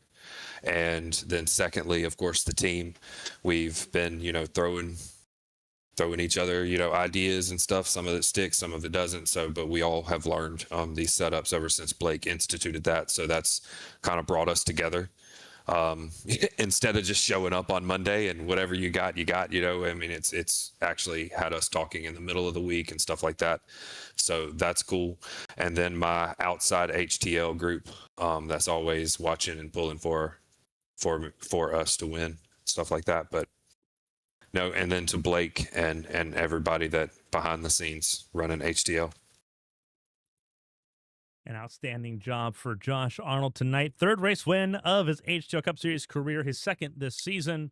He'll battle for a championship, one of 8 drivers battling for a title over the next 3 races that begins next Monday at Chicagoland. Josh Arnold, congratulations, and hopefully we get to talk to you a couple more times at least before the season comes to a close on March 2nd. Thank you, Carmen. I hope everybody has a great week. Absolutely. That was Josh Arnold, your race winner here tonight. An outstanding job for Josh Arnold all the way across the board. Let's look at the full results here at the Blink Designs 350.